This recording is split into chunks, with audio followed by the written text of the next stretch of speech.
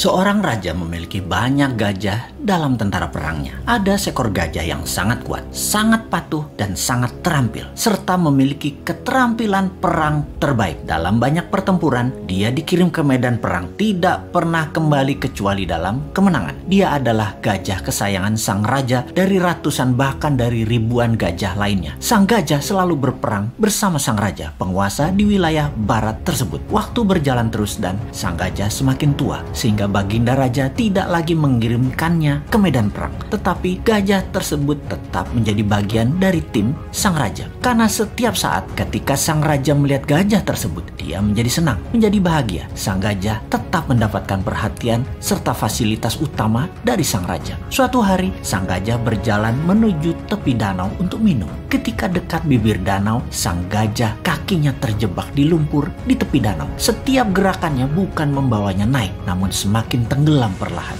Dia terus berusaha, namun dia tetap tidak bisa mengangkat kakinya dari lumpur. Beberapa orang melihat usaha sang gajah dan tahu bahwa gajah tersebut dalam masalah besar dari nada suara teriakan belalainya. Dan berita ini pun tersebar cepat sampai akhirnya ke telinga sang raja. Semua orang panik karena tahu gajah ini kesayangan raja. Raja pun bergegas ke lokasi. Melihat gajah tadi terus tenggelam perlahan tanpa daya, sang raja memerintahkan semua orang di sekitar membantu mengangkat gajah tersebut. Mereka menggunakan berbagai cara untuk mengangkat gajah tersebut, namun tetap tidak bisa terangkat.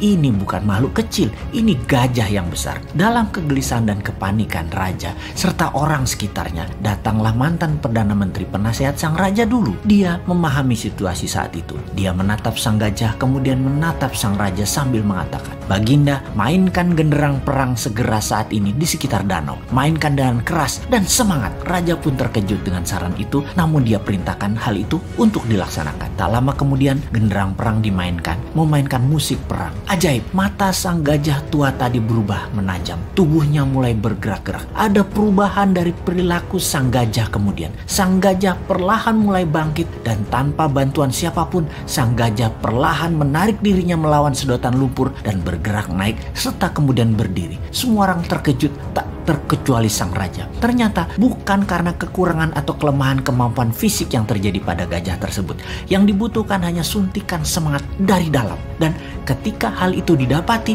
semuanya terselesaikan masalah apapun yang dihadapi. Untuk mempertahankan semangat dalam diri, sangatlah perlu sahabat semua mempertahankan tujuan hidup ke depannya di dalam pikiran bawah sadar kita. Dan jangan pernah ada rasa kalah atau menyerah dalam diri kita. Sahabat, mengapa saya menceritakan hal ini? Di saat pandemi saat ini, di waktu yang berat seperti saat ini, di saat ketidakpastian menghadang di depan, kita semua harus terus menyuntikkan semangat di dalam diri serta orang-orang di sekeliling kita. Pastikan kita semua punya visi dan misi yang jelas, purpose of life, dan semangat yang besar tadi. Pastikan ada genderang perang selalu menyala dalam diri Anda. Kita harus terus bersemangat untuk selalu sehat, makan makanan yang bergizi, selalu bersama orang yang membawa diri kita ke atas, penuh cinta dan penuh tawa. Pastikan kita berhenti menyalahkan keadaan seperti ini. Juga pastikan masalah yang terjadi saat ini yang memperlakukan kita negatif seperti saat ini tidak perlu ditakuti. Banyak hal indah dan besar terjadi di sekeliling kita. Ada solusi atas apapun masalah yang terjadi saat ini. New Mind salah satu solusinya. Dan